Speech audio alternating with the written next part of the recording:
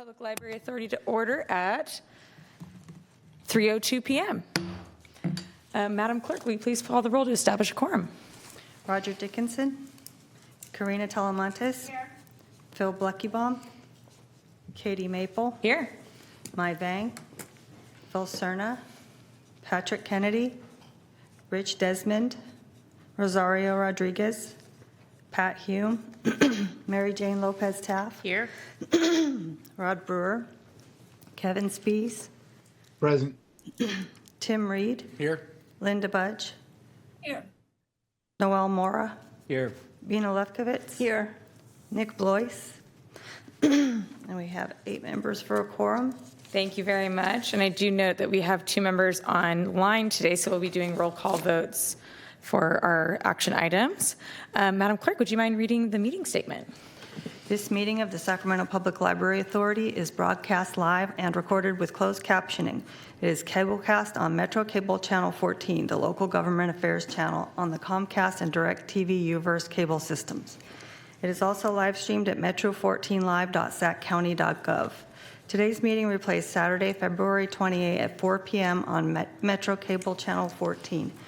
Once posted, the recording of this meeting can be viewed on demand at youtube.com/metrocable14.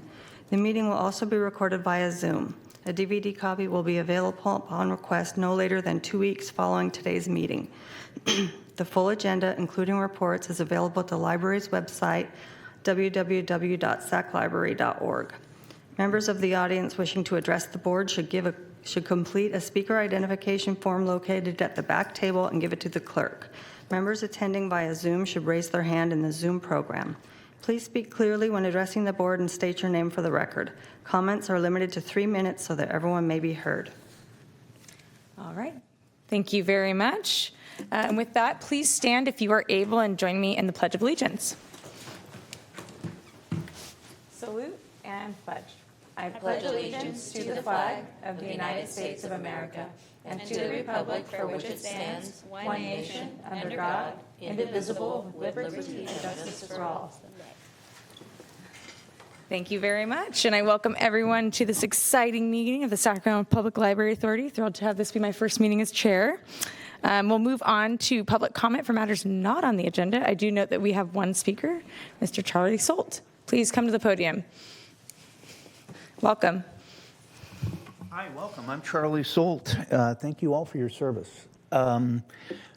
There's a picture in front of you and that I brought copies. That's it. So welcome to Fair Oaks Library.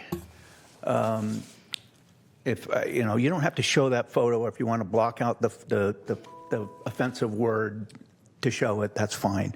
So I'm a regular visitor to the library, and several weeks ago, maybe even a month ago, visit the library, see that vehicle in the parking lot. Right as you drive, you can't miss it, and it bothered me, but I didn't do anything. And after several other visits, started to get to me, and so I went in and asked the librarian, "Hey, who owns that vehicle? Is that somebody that works at the library?" And the librarian said, I don't have any information on that.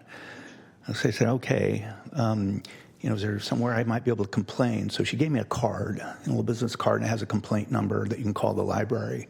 So I called that number, and I got a call back from a gentleman named David, and he said, I explained the situation of that vehicle, and all the children going by and the offensive language. I mean, they have a lot of activities at that library. And he said, well, there's nothing we can do about that. It's, that person's right to protest however they're going to protest. And I said, well, could maybe somebody approach them or something from the county or the library and ask about, if they could maybe modify their language or something. He said, no, we can't do anything. By the way, it's not even our property. The parking lot is on the park's property. So, and I kind of felt brushed off by that.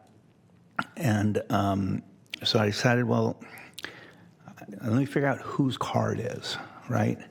So it seemed to me pretty clear. It's probably an employee because it was there all the time. But there's businesses on the other side of the parking lot. Could have been that. So I went there this morning, actually, got there before opening, and I saw the car drive up. and out walked a librarian, and it's a librarian that works in a library. And so I approached her and I said, hey, I sympathize with your issue because, I do. But, with all the people and travel and seeing that, is there any way you might be able to modify your message? Maybe instead of saying that F word, maybe say, watch out for, or look out for, or oppose, or fight, or something that, children and young folk, aren't going to see in a library parking lot. And she said politely, well, I thought about that, but no, I'm not going to do that. And so then I asked her again, so you were not willing to modify that at all? And she said, no, I'm not.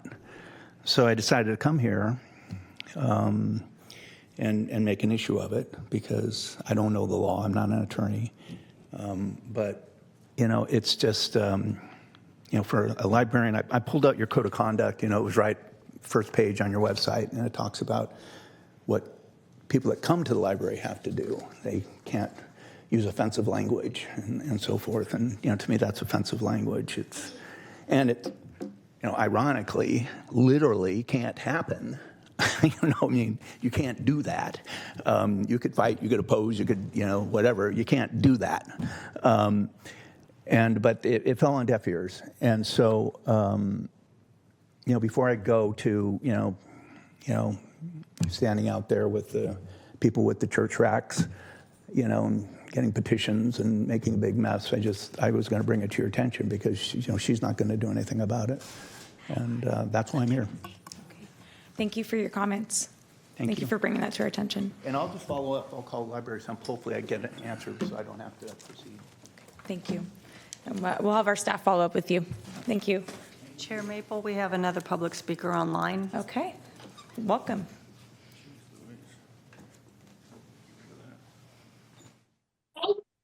I believe that may be me. Good afternoon. My name is Terrence Gladney, and I am the director of the Terrell Christopher Gladney Memorial Academy, also known as TCG Academy.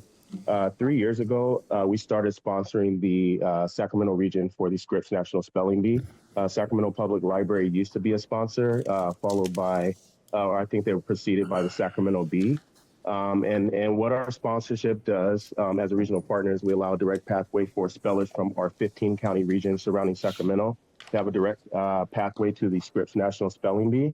The first year we undertook it, we had a single speller. Last year we did 2 spellers. This year we added a 3rd speller, specifically from Sacramento City Unified School District. And really just an opportunity for all of our scholars in our region to have a direct path and not have to be commingled with spellers from a greater area that includes spellers from 4 states. We are very open and eagerly looking for partnership, not only from your organization and your individual members, but also more community partners from our region. For a very small nonprofit organization like ours, it's a big undertaking, but we know this is well worth the investment. But it really should be something that really is just uplifted by our community. So what I can do is I can email each of you individual committee members with additional information about the program. We've been intentional about uplifting our underserved neighborhoods. So the first year we did it at Kennedy High School because of our connections there. But last year we were intentional about uplifting the Oak Park community and held it at the Oak Park Community Center. For our District B for Sacramento City Unified, this year we're returning to Oak Park and we're hosting it at the brand new Oak Ridge Elementary School. And for our regional program, we're going to Del Paso Heights and we'll be at the Sacramento Youth Center, which is on March 14th. The Sacramento City B will be on March 21st, which is the following Saturday. We try to maintain a youth-centered space, and many young people that I've mentored and served in the history of our organization from 2009 to now are still connected to our space. So I will, again, follow up with information, and thank you guys for your time. Thank you. And yes, please do. As the representative of Oak Park, I would be happy to help support and would love to learn more. Absolutely. Thank you. Thank you. Okay. Madam Clerk, any more public comments? No. Okay. So then we'll move on to our first presentation. Item 3.1, we have Friends of the Sacramento Public Library. Welcome. Hello, everyone. My name is Devon Graves. I currently serve as the Vice President for the Friends of the Sacramento Public Library, the official community partner of the library advocating across our region for our library. I'm joined by my amazing colleagues, our President, Rachel Caldor, and our amazing booked-in Director, Pam Whiteley, and probably some other folks on Zoom who are listening in. We want to thank you all for all your service and the work that you do here. We first want to thank the service of outgoing or immediate past chair, board member Brewer, who has just been a great advocate for the Friends, and we welcome and are excited for the new leadership of Chair Maple, and we're looking forward to that partnership as we continue into this year. We met February 1st and had our All Friends meeting where folks from across the region came together representing the affiliates to engage in some broader discussions about the organization. We took action on making updates to our Constitution. We heard an update from library staff regarding the state of the library and also the updating on the branding work. And we also just had some heartfelt discussions about our organization. So we are continuing to be committed to the work out of the booked-in, continue to be committed to the work out of our affiliates.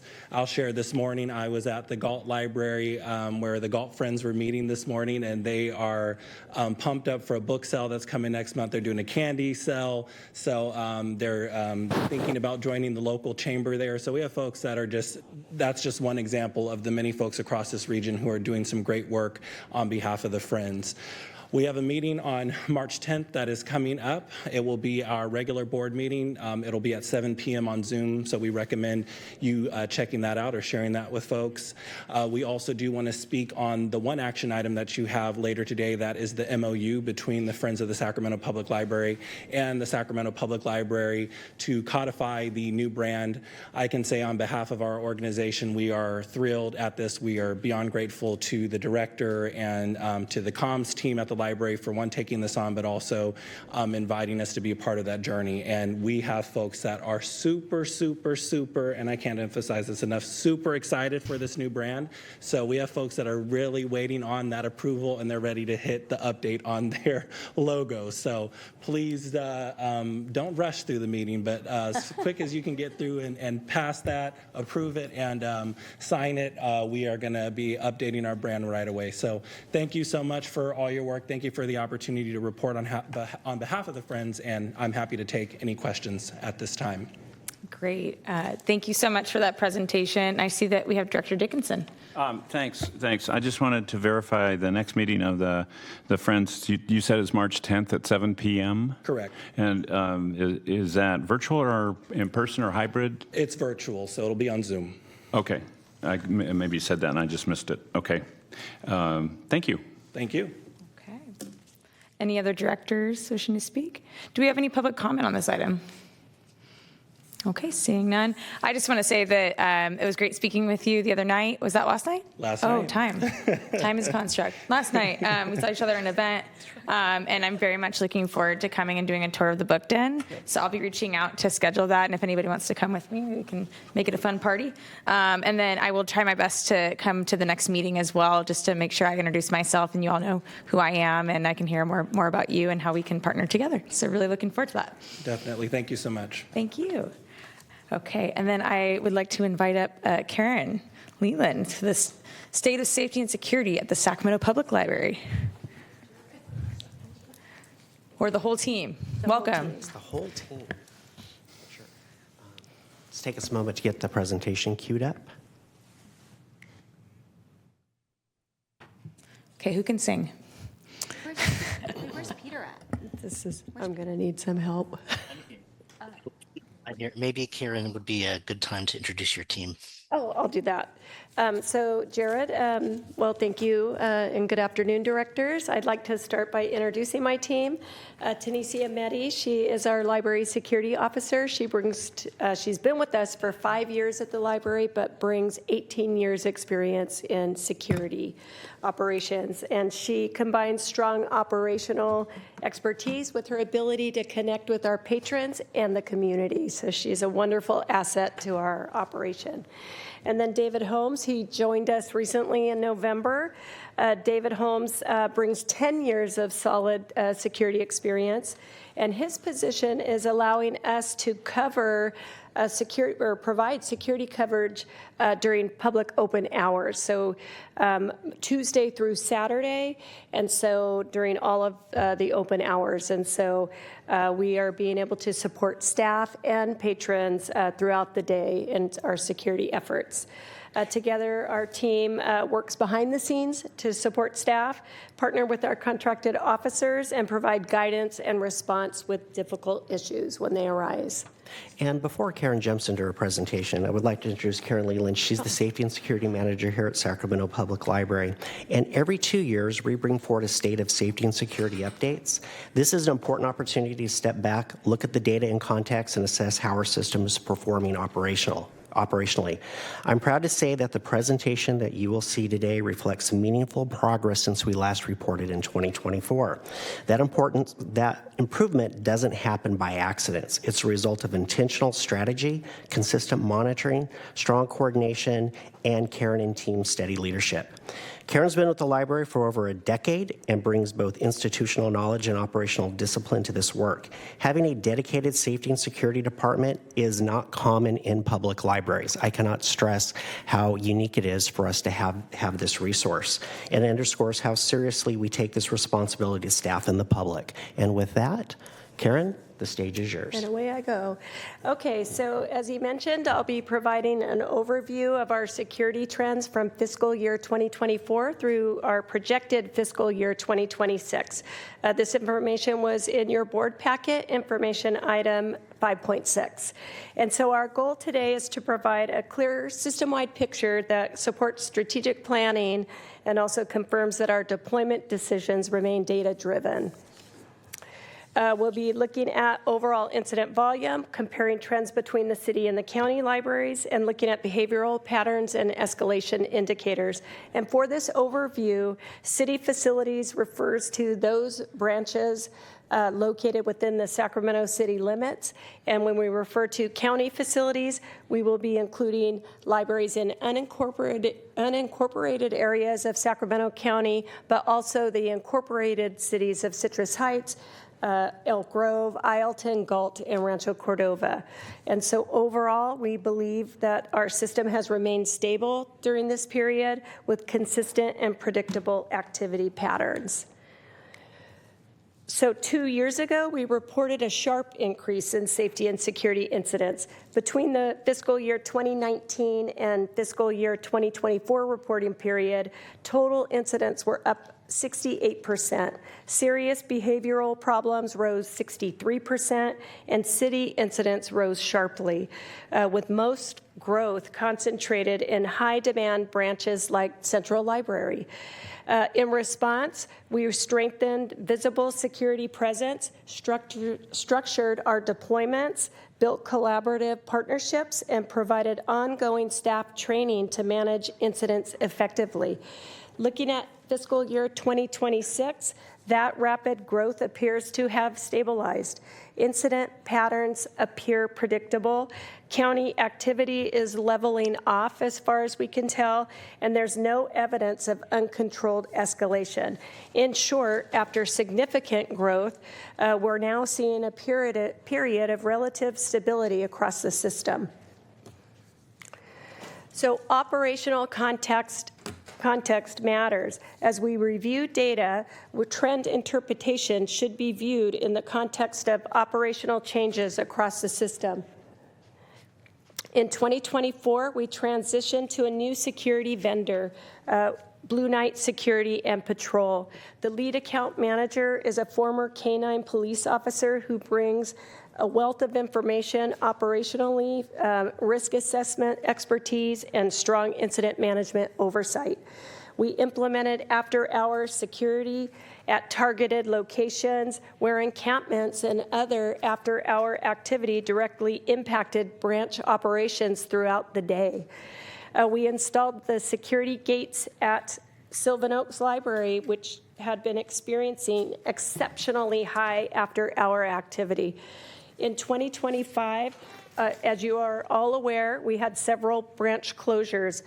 We had Colonial Heights closed, Martin Luther King Jr. Library was closed, Del Paso Heights for parking lot enhancements, and the old Sacramento News and Review building, home of the future North Sacramento Hagenwood Library, is closed. We also, hold on one second, sorry. You're okay. Okay. We added our internal library security officer position, allowing us to provide coverage during the public hours and support staff training and incident management. And we implemented a security-first approach, prioritizing de-escalation. So these operational changes influenced incidents and give context for understanding the data. So looking at total unique incident responses, we see an increase year over year the past few years.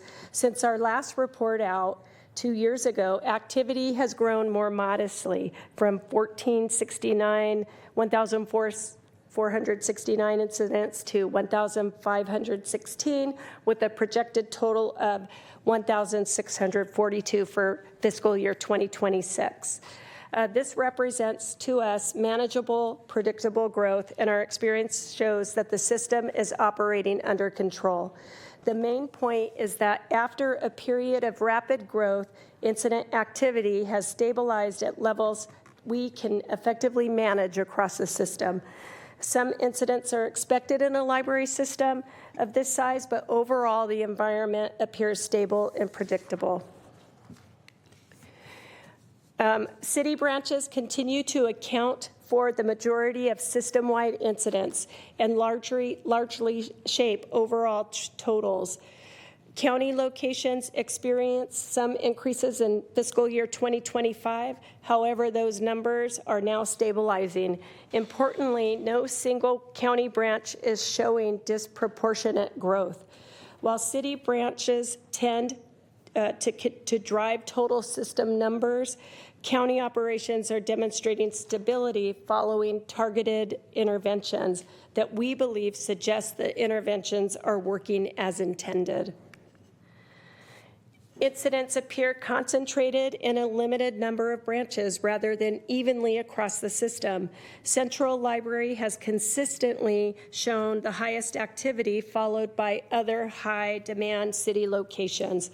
To address these situations, we've added security staff and expanded coverage during public hours and also after-hour shifts within city branches. This pattern supports a targeted deployment strategy, making a focused security presence the most efficient and effective approach. Looking at dominant behavioral categories, we see that incidents continue to cluster in 3 main areas. First, verbal aggression. This includes abusive language such as profanity, slurs, hostile gestures, as well as threats or intimidation that create a reasonable fear of harm. Second, we have non-compliance issues. This covers refusal to comply with staff or security requests, trespassing, or misuse of library facilities. And when we speak of misuse of library facilities, it's mostly our library restrooms. Refusal to comply is almost always followed with abusive language or threats. We do see that pattern as well. Third, property-related incidents, which involve theft or damage to library property. Most theft is opportunistic theft, meaning people leave their belongings left in the library or their bikes unlocked or, to some degree, that's it. However, in the last couple of months, we've also had multiple burglaries at the Valley High Library and also Del Paso Heights Library. So we did have somebody break into the Valley High Library and targeted our Library of Things items. And also Del Paso targeted a number of our computers. These 3 categories account for the majority of incidents we track, and understanding them helps guide where we focus our security and staff support. Behavior totals remain elevated and are projected to increase. However, this reflects consistent enforcement and documentation of repeat behaviors. Our workload continues to be behavior management driven. Staff and security are primarily managing rule enforcement, boundary setting, and verbal aggression, not widespread violent crime. This behavioral profile has remained consistent since 2024. We do continue to monitor escalation-linked behaviors closely, and while serious incidents occur, they appear proportionate within a large open-access public library system. Intimidation rose in 2025, fiscal 2025, and moderated in fiscal year 2026.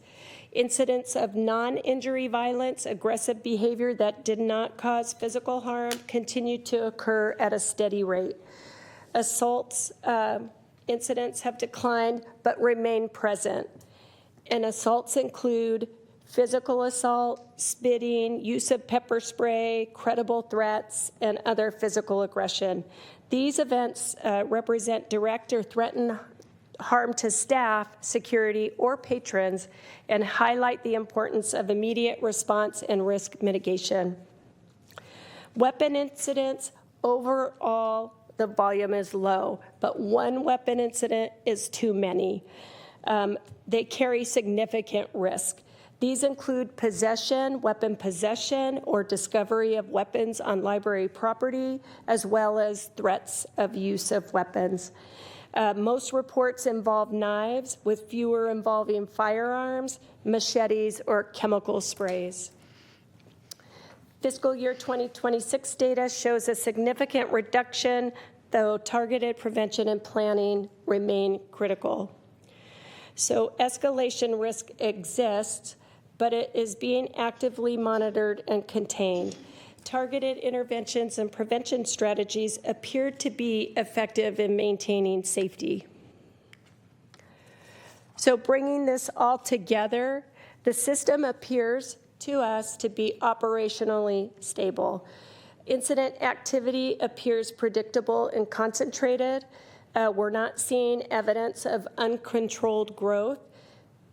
Our security framework remains aligned with our observed conditions, and we maintain a data-informed deployment model partnering with Blue Knight Security and Patrol. We do prioritize visible presence at high-impact locations. The rapid growth period that we saw in 2024 in that report out has transitioned into stable operational management. While incidents cannot be protected with certainty, our continuous monitoring and targeted security deployment appear to have stabilized the system for now. And I'll be happy to answer any questions. All right. I thank you for that presentation. It was very interesting. I want to say thank you to you and your team for all the work that you do, keeping our patrons safe, keeping our staff safe, and the community. Thank you. See ya, Director Dickinson. Thanks, Chair. Do we have numbers? In the report, we did have numbers in the informational item, 5.6. Okay. Somehow that escaped what I got printed out, so I'll go back and check on that. Thank you. I'm sorry, I should have clarified when I called this. This was an item that was listed under informational, but then we wanted to do a presentation of it, so that wasn't clear. That's fine. I didn't see the material with the numbers for some reason, so I guess it didn't get printed for me, but that's at my end. It sounds. Oh, thank you. Okay. Sounds like that was probably at my end, not your end. So, and so I'm just curious, and at a little bit of a disadvantage because I didn't have a chance to look at the number. And you identified both El Paso Heights and North Sacramento Hagenwood as libraries in your constellation of concerns. And what do you see as a trend line, if you do, at those two branches? Well, I can't speak of the numbers specifically right now, but what I could tell you with North Sacramento, it's the incident severity. So we were seeing a pattern of incident severity for that small branch. And so we did deploy additional security out at that branch to try to bring that temperature down out there. And so we are seeing success in doing so. And that branch is primarily verbal? Verbal threats, abusive language. Yeah. We did have some high-level threats toward staff, and so yes, And so across the board. Physical altercations between patrons, and we believe that could be due to how small it is and how close people are together in the location. And I'm just May contribute. Curious further, do you track how many of the interactions or occasions you end up actually calling the police, either 911 or non-emergency? We don't, but that certainly is something that we can do in the future.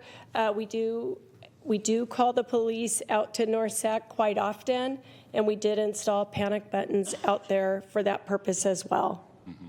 I mean, we're trying to coordinate with the police department in North Sacramento, and we had a meeting for that purpose. I don't know if there's been follow-on from that or not, but I am curious about what kind of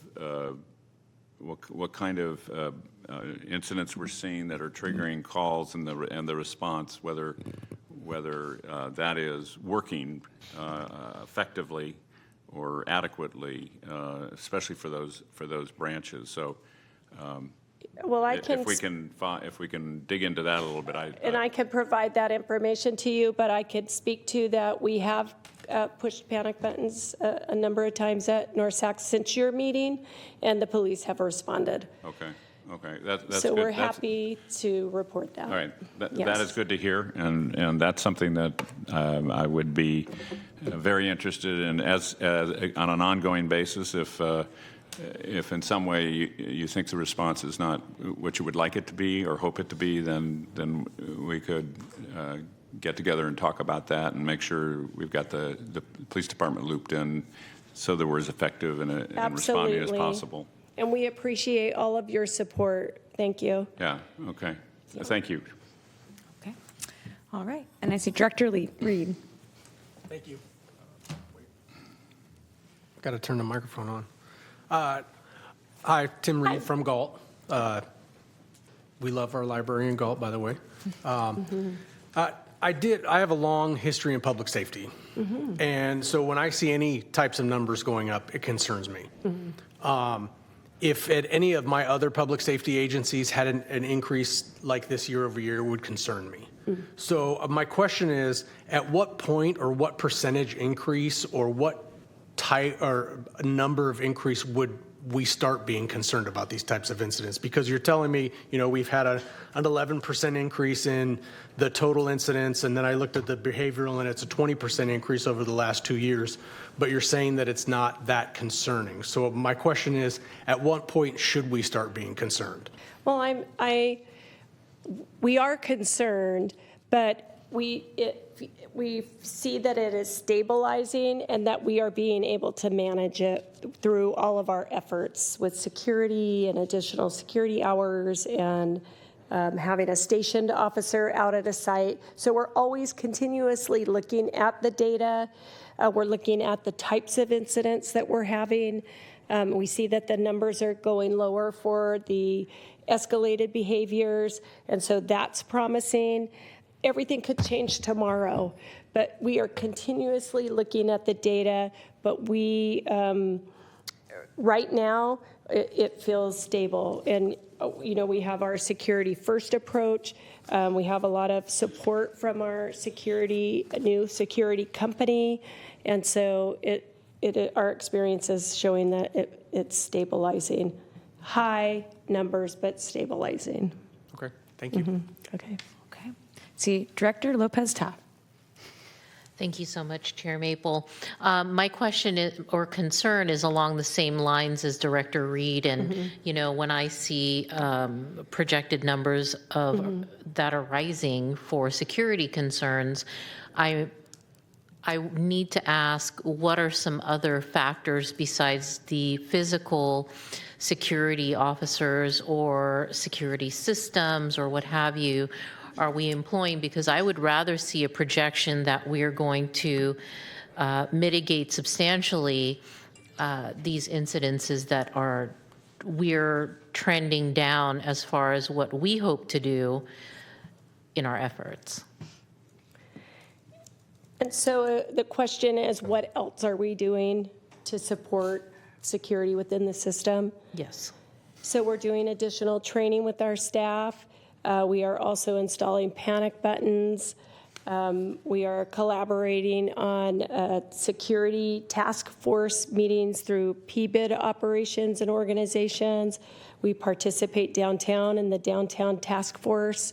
And so we are, you know, continuing to monitor the data and provide support, you know, as needed.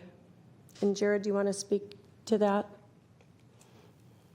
Yes, and you know, in addition to what Karen talked about too, at the same time too, we're working with the jurisdictions as well to address these issues because, you know, this is symptomatic of all of Sacramento County, right? And incidents that we're seeing. If you talk to retail, if you talk to other libraries across the river, for example, we had a meeting with the Yolo County, West Sacramento, and they're also seeing marked increases as we are.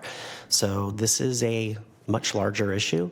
We're trying to partner with anyone and everyone we can, but I want to say we're all in this together and we all need to work towards, you know, towards this bigger problem. I have one additional question. So do we have a strategic plan that we're working toward these strategies so they can be memorialized, so they can be evaluated for effectiveness, things of that nature? Because I just cannot see a statistic trending upward and then we don't have a benchmark to say, okay, we get this report every 2 years, it is what it is. I rather have benchmarking based on a strategic plan goal that we can say, okay, your efforts are reducing, your efforts are keeping things the same, or is there no such memorialization of efforts?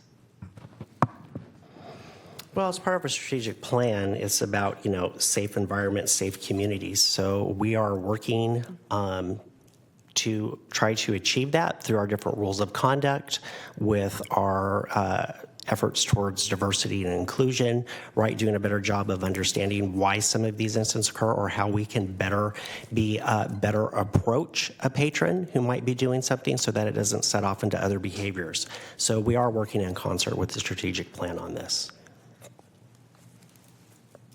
And Director Lopez Taft, if I might, and we're happy to maybe discuss some metrics that we can share with the board at a future date. We don't have those in the strategic plan, but happy as a management team to put that together for you. Thanks, Peter. Okay. Director Brewer. Thank you, Chair. I want to thank you for the report. I find it very interesting of the data that you shared, because looking at the various chapters throughout the region, it feels like that it is on a little bit of an uptick. But what sort of partnerships, successful partnerships, that the library is doing with Sacramento County through the Sheriff's Department and through the respective police departments to help try and mitigate against some of the escalating activity that we're seeing at the libraries now? So we do participate in the business improvement district organizations where they are located or when they are in our area. And so we do participate in those meetings. We have access to the DA when they are at the meeting, and also law enforcement. So we are trying to partner with our law enforcement closely to provide guidance to us as well. And in the effort to do that, are we seeing Are we seeing more isolated incidents just only within the central library or and the north, or are we seeing something pretty much more balanced throughout the region? Because like north of Elk Grove, we have the Valley High North Laguna Library. We have the Franklin Library over on the west end in the East Franklin neighborhood of Elk Grove, and then you have the Elk Grove Library. And then Bell Coolidge just a little further to the north. So just trying to get a feel for where are we seeing the hot spots? Well, Central Library for sure, year over year, is a hot spot. We know this.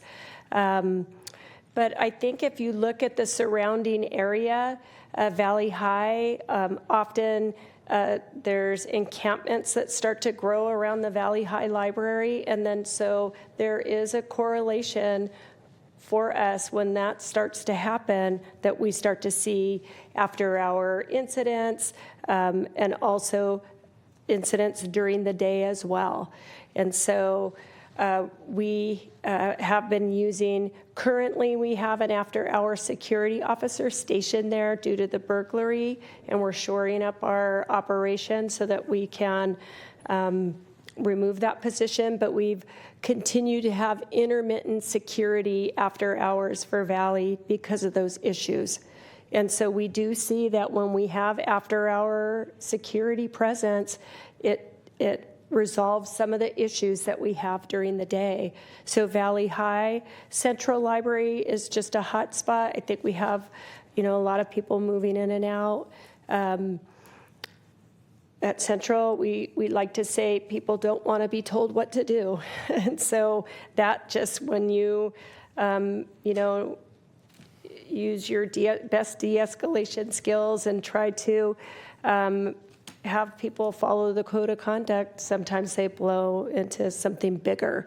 So when we look at the category totals, those are going to be bigger than the incident totals because one incident can have several categories of behavior associated with it. It could be abusive language, refusal to comply, threats, intimidation. It is in a way subjective for the person who is on the receiving end of that behavior, right? So I think if you look at Colonial Heights, that tends to be a hot spot. Right now, we just reopened out there, and everything is moving wonderfully for us. And so we could be in a honeymoon phase. We think things are looking really good out there. So I think if you look at the areas where our libraries are, you can see a correlation of some of the issues that we have.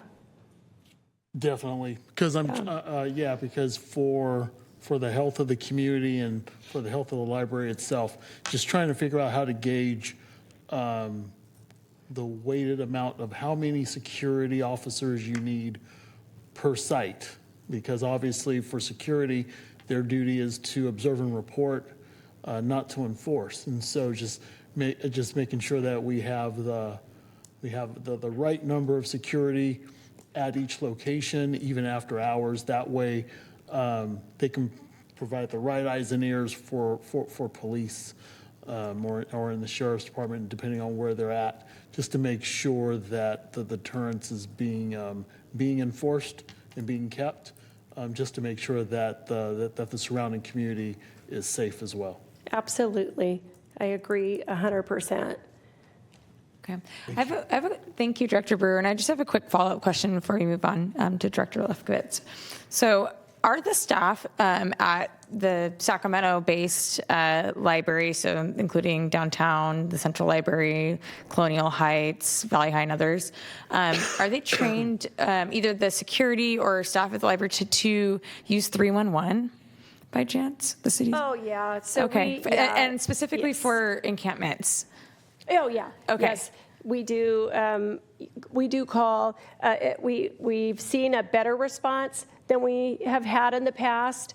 But yes, but what we know is that if we don't have security on site, it starts to grow, and so Yeah. we do see that. Of course, it's not a real-time thing, right? It's not real So time. Yeah. always Yeah. call Yeah. 911 or police if there's Right. something happening in real time. But as it relates to 311, I heard you say call, but I would also highly recommend if you're not already using either the app or the online version, because like many agencies, we are understaffed in for our calls, and so it may be actually harder to get a hold of someone if you call. But the app, we actually have really quick response times with the app because they receive it, they put it into a heat map, they're able to go through the list, and then a lot of times people don't want to keep reporting because they're like, oh, I'm sure someone else has. It actually is really helpful because we use the number of reports that we get for certain encampments or issues to actually determine where we need to send out our resources. So if we're getting a lot of complaints about one area, we know, okay, we have to go there tomorrow, and so just to put something out there, you're not bugging us, and so it might actually be helpful if we have more people who That's are a great idea. reporting Yes. issues. That's Okay, a great idea. thank you. And then with that, Director Lefkowitz. Yeah, I might have a different lens on this. I'm happy you're training your staff in de-escalation techniques. I had thought I remember hearing that you had some social workers outstationed in some of maybe the downtown library, and if that's still the case, I'm curious if they have had any impact on helping people, because I wonder how much of this is some kind of mental health issue or people not knowing how to regulate themselves, and rather than a police person, maybe a human services person stepping in and helping. So I'm just curious about We that. do have a social worker program, and that is run by our manager, Leanna Acevedo. And I think she has been here to the board before to talk about some of the accomplishments, and maybe Jared, we could have her back to talk more about that. But yes, we do have social workers downtown. They have been asked to step in and help us and assist us with certain situations, and so we can say that those have been successful. And so I hear what you're saying, perhaps a social worker versus a security officer, but that is something to think about for sure. Yeah, Yes. maybe not versus, but maybe yeah. it would be a way to In combination. reduce some of Yeah. the behaviors before you have to bring the officer in. Yeah. Yeah. Okay. Really good questions and comments. I super appreciate the presentation. It's great to be updated on what's going on, even if some of the numbers aren't maybe exactly what we want to see. Yeah. It's really important that we're transparent about it so that we know what actions we need to take, and also that we know that, and our employees know and our patrons know that we care about this and we're working on it every single day. So Absolutely. Thank you. So much. Okay. With that, we'll move on to our wonderful executive director for his report. Great. Thank you very much, Chair Maple. Good afternoon, board members. Thank you for letting me participate remotely today.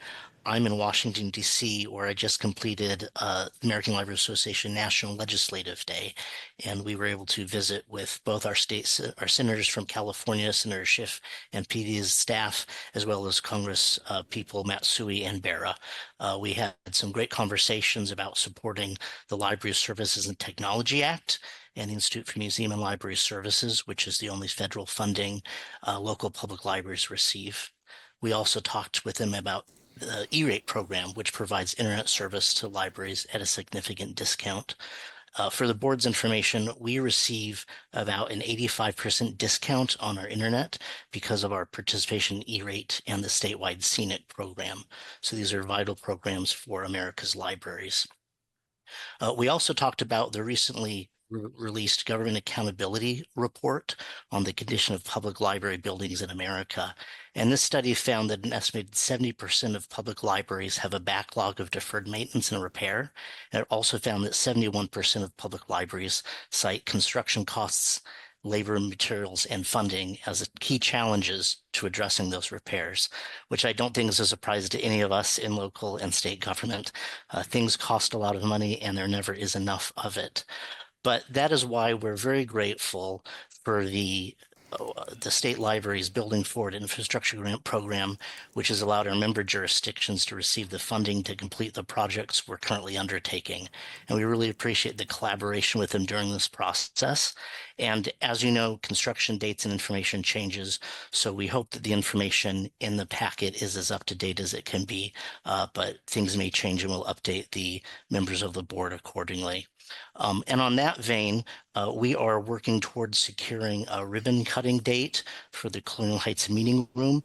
There's some outstanding work that is still waiting to be completed, and we hope to have that finished and have a date soon, working with Councilmember Chair Maple and Councilmember Guerra's offices to secure a date for that. So we hope to have that announced in the next couple days and have something happen soon.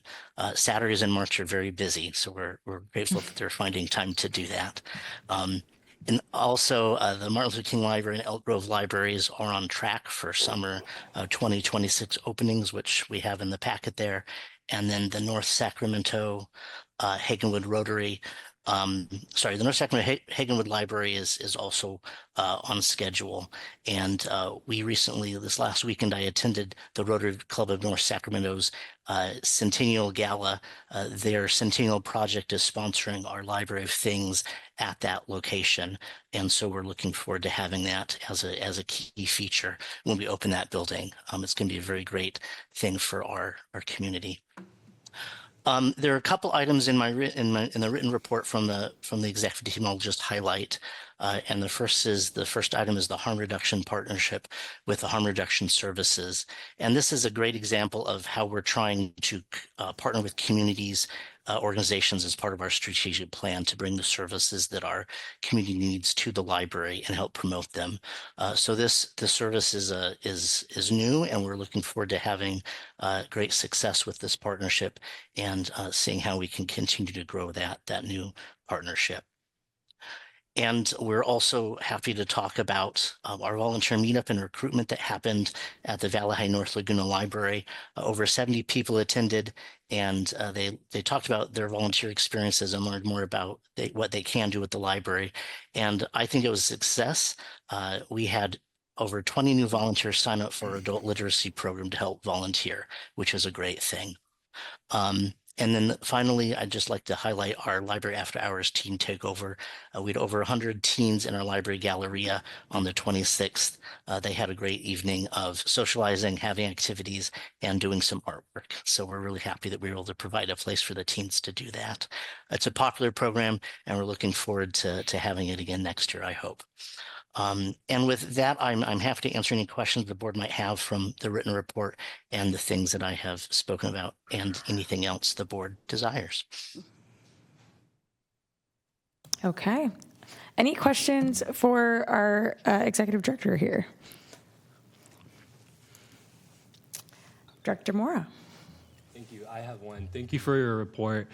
It's great to hear about the popular teen takeover of the library galleria that you mentioned. Just curious how maybe some of the schools within the library system can help promote that kind of event, if that's not happening already. Director Mora, I can't speak directly to that, but I'm happy to follow up with you with our youth services team to get some more information on how that's happening, and if not, how we can foster that partnership. Thank you. Okay, thank you. Do we have any public comment on this item? Seeing none, seeing no other directors queued up. Thank you very much for the report, as always, and please continue representing us well in DC, as you do. Okay, so we'll move on to items 5 is information, so trusting that everybody's read this, but if anyone has any questions for any of the informational items, seeing none, then we'll move on to our consent calendar. Do any directors have any questions or comments on any of the consent items? I'll move consent calendar. Okay, I have a motion. Second. A motion and a second. Do we have any public comment on consent? No. Seeing none? Okay. And please call the roll. Roger Dickinson. Aye. Karina Talamontes. Aye. Phil Pluckybaum. Katie Maple. Aye. Mai Bang. Phil Cerna, Patrick Kennedy, Rich Desmond, Rosario Rodriguez, Pat Hume, Mary Jane Lopez Taft. Aye. Rod Brewer, Aye. Kevin Spees, Aye. Tim Reed, Aye. Linda Budge, Yes. Tanya Kravchuk, Aye. Noel Mora, Aye. Bina Lefkowitz, Yes. Nick Blois. Aye. Motion passes with 12 members voting. All right, thank you very much. And then we'll move on to our action items. Moving first to item 7.1, approval of an agreement with the Friends of the Sacramento Public Library regarding the use of intellectual property and revised fundraising partnership policy. So moved with no rushing. Okay, I'll second. is there a presentation on this item? Chair Maple, no, there's not. Okay. Yeah. Okay, I have a motion and a second. Okay, well, please call the roll. Oh, noting that we actually do, just kidding, we have one public commenter, Mr. Graves. Welcome up. Almost missed you. Sorry, I'm the cause for the delay on the rush. No, but, you're good. Just want to emphasize again, we're very supportive of this. We want to thank the library team again for their patience and shepherding us through this process.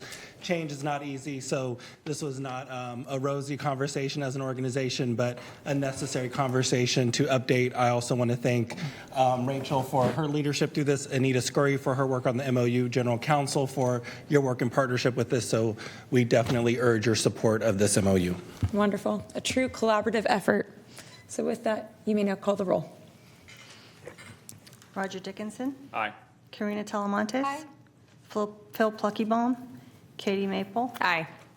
Mai Vang, Phil Cerna, Patrick Kennedy, Rich Desmond, Rosario Rodriguez, Pat Hume, Mary Jane Lopez Taft, Aye. Rod Brewer, Aye. Kevin Spees, Aye. Tim Reed, Aye. Linda Budge, Yes. Tanya Kravchuk, Aye. Noel Mora, Aye. Bina Lefkowitz, An enthusiastic yes. Nick Blois, Aye. and motion passes with 12 members voting. Yay. Awesome. Okay. That brings us to item 7.2, approval of the fiscal year 2025-26 mid-year budget update and supplemental funding allocation. Welcome. Good afternoon, Chair Maple and members of the board. On the agenda today is the mid-year budget update for fiscal year 25-26. So the mid-year budget allows us to true up numbers, budgeted numbers based on current information and updated data. So I have a quick PowerPoint here, and not too many changes, but feel free to ask any questions along the way. So the changes are minor. Revenue, we are anticipating a decrease of $226,000 combined, and expenditure increase of $204,000 for a total net increase in use of fund balance in the amount of $430,000. As shown on Exhibit A, the total revenues are projected to be at $63.1 million. And then on the same exhibit, expenditures at $70.1 million for a net use of $7 million in use of fund balance. Again, $6.6 million was adopted by the budget during the September final budget. So this mid-year budget has an increase of $430,000 in use of fund balance. And as noted in the past, most of this increase in use of fund balance, $2.5 million is for project carryovers and one-time project cost, including signage, system-wide signages, security camera systems, automated material handling systems, IT routers, and books and material collections. $2 million is due to the City of Sacramento General Fund and Measure U contribution diversion. So this is year one of 2 years in terms of a $2 million diversion per year. And that's mainly to cover the budget shortfall for the Martin Luther King project and the North Sacramento Library project. And then additionally, $1.7 million is for the supplemental fund reserve usage for 3 HVAC projects at the Carmichael Library, North Highland Antelope Library, and the Out Endemic Library. $500,000 is increase in security cost. As Karen mentioned earlier with her presentation, staff is working on mitigating and minimizing security incidents, but that requires additional cost and funding resources as well too. And then $300,000 for reopening day sparkle collections at the Elk Grove Library. Taking a look at the revenue in a bit more detail. So again, $63.1 million, $226,000 decrease from the September final budget. And then this is mainly due to the county property tax projection. When we projected the current year budget, the final numbers hasn't come in yet for the fiscal year ended June 30, 2025. So based on the 25 numbers, we are seeing a downtick in property tax revenues, although it's fairly stable. As you'll see later on, the projected increase for next year is still 3.25 basis point, but we projected a little bit high, so we want to get it back to what we think it'll be by the time we close the books in a few short months. And then gifts, grants, and donations from July through November, $274,000. So with the three major revenue sources, we anticipate $37.1 million for the county property tax revenues, City of Sacramento General Fund and Measure U contribution at $12.3 million. So that number is not changed from the September final budget. And Measure E, Postal Tax Measure E at $10.4 million. And as you recall, Measure E is a consolidation of the current Postal Tax X and Postal Tax B for the City of Sacramento. On the expenditure side, again, $70.1 million, $204,000 increase from the September final budget, and mainly due to the increase in security cost, the carryover on the book and materials budget, $200,000, and the matching side from the revenues of gifts, grants, and donations of $204,000, with also a net decrease in projected salaries and vacancy savings of $500,000, and also a decrease in services and supplies of $200,000. So we have some increases, and then also we're anticipating some decreases in expenditures as well too. And then as part of the mid-year budget, we also look at the County of Sacramento's annual supplemental funding allocation. As you recall, the board had adopted a 35% cash flow and economic uncertainty reserve for the county fund.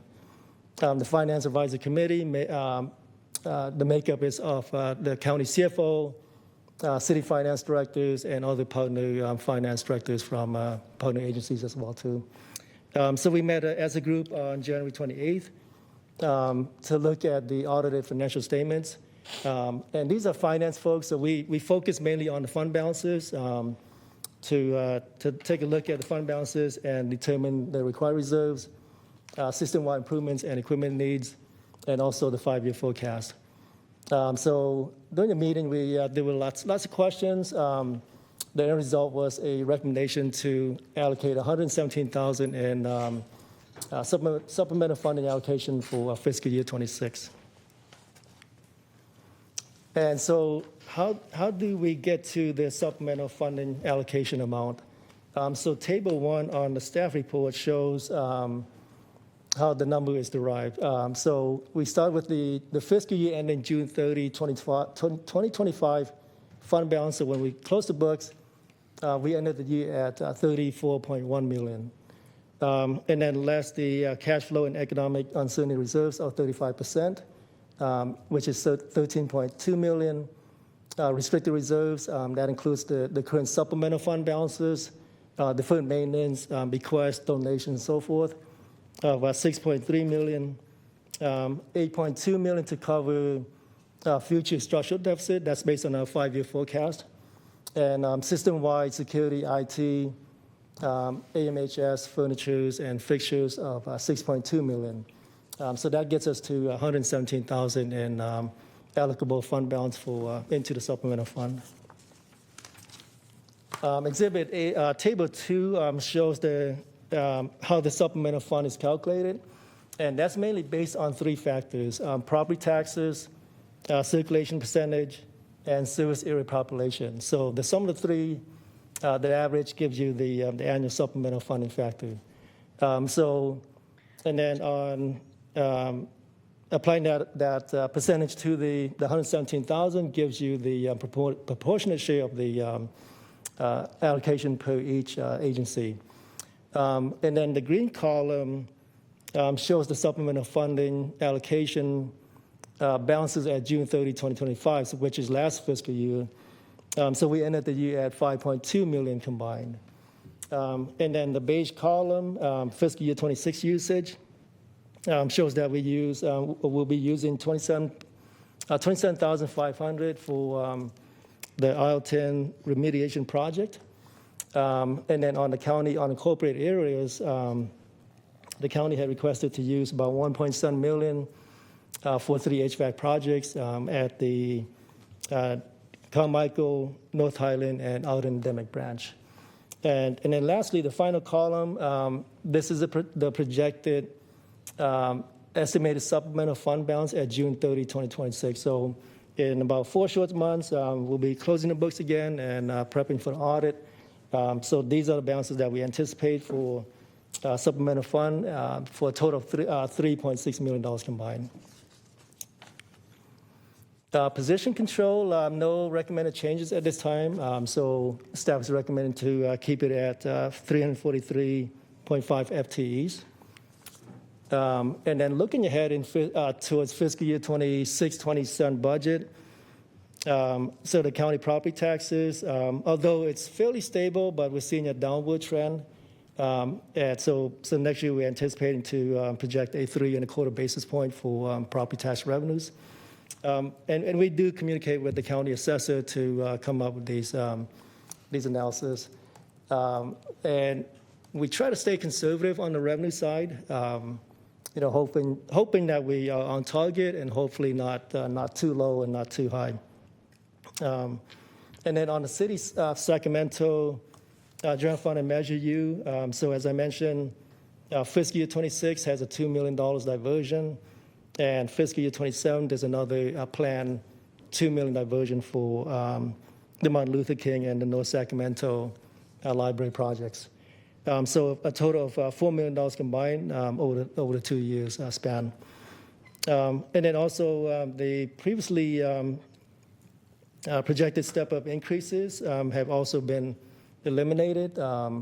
Again, these are projected on the city's 5-year forecast years ago, and but the message we get from the city's finance director and budget team is nothing's ever guaranteed. So this is an example of it's in the budget, it's in the forecast, but it's not guaranteed. So the 7.7 million, that's a cumulative funding loss over a 5-year time span. So based on that, based on our forecast, the structural deficit is ranging from 2.3 to 3.9 million year over year. And fortunately, the libraries have been prudent with our spending resources. The supply chain shortages, project delays, that allowed us to accumulate some of the fund balances, which hopefully will help us weather the storm over the next 4 to 5 years.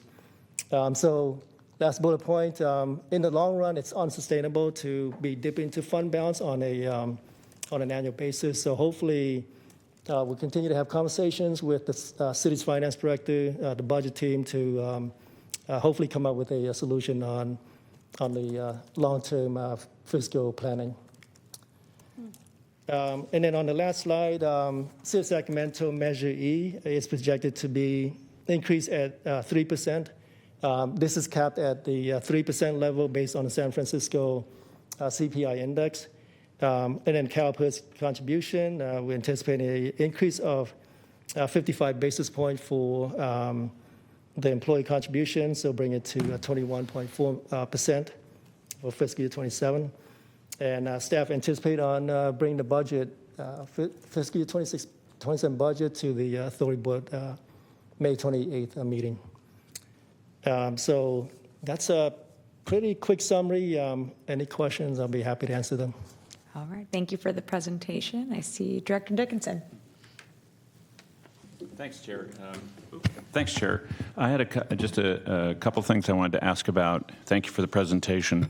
You listed on the expenses for your mid-year, I don't recall your slide exactly, but it was like 200,000 for grants, et cetera.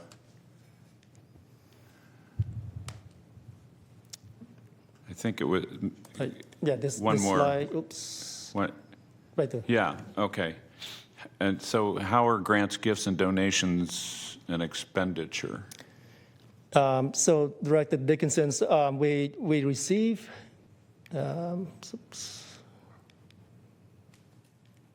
so we receive revenues. So when grants come in, gifts, donations, so forth, that is submitted to the board for approval. And so on the revenue side, it's 274,000. And the corresponding grants expenditure is 204,000. So it's not incoming, it's a disbursement of the grants. It's a matching, it's a matching revenue to expenditures.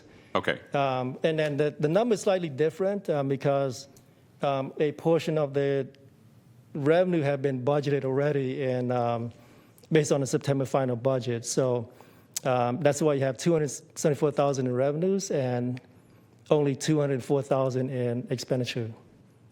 Okay, so I see how you're tracking this now. Okay. The other question I had, you showed, I believe, 500,000 in salary savings. Yes. So this slide right here I have up. So that's the salary savings due to vacancies. And yeah, is that over the period of time from July 1st or whenever the budget was adopted, October 1st? The budget was adopted in May of last year. So it was a July 1st. I know there was a reference in here to October. So those are salary savings for 6 months, I mean, or so. This is the total savings that we project through the end of June. So for over 12 months. 12 months. Over Yes. 12 months.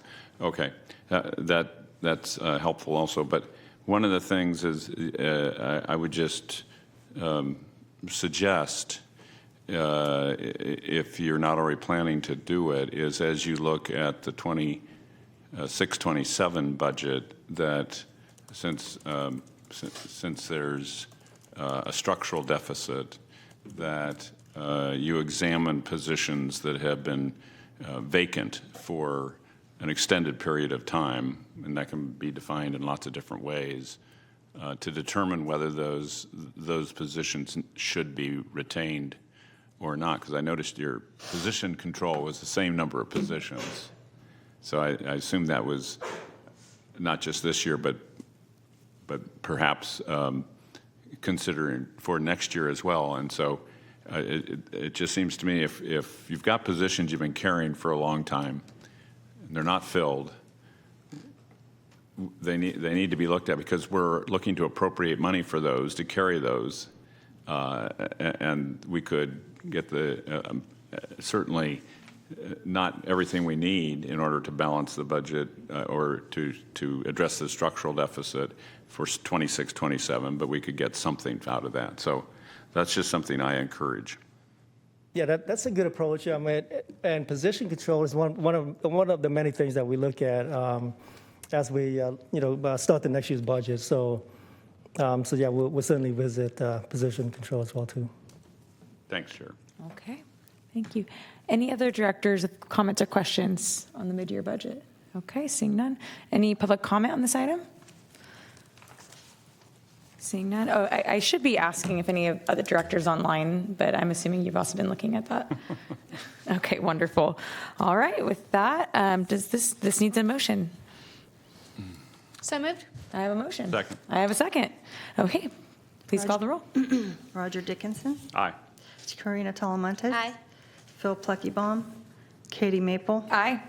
Mai Vang, Phil Cerna, Patrick Kennedy, Rich Desmond, Rosario Rodriguez, Pat Hume, Mary Jane Lopez Taff, Aye. Rod Brewer, Aye. Kevin Spees, Aye. Tim Reed, Aye. Linda Budge, Yes. Tanya Kravchuk, Aye. Noel Mora, Aye. Bina Lefkowitz, Yes. Nick Blois. Aye. Motion passes with 12 members voting. Excellent. Great news on all fronts. Okay, now we move on to reports, ideas, questions from board members. Anything anyone wants to share? Is anyone online wanting to share? Okay, seeing none. With nothing else to come before this board, we are now adjourned at 4:17 p.m. Yay.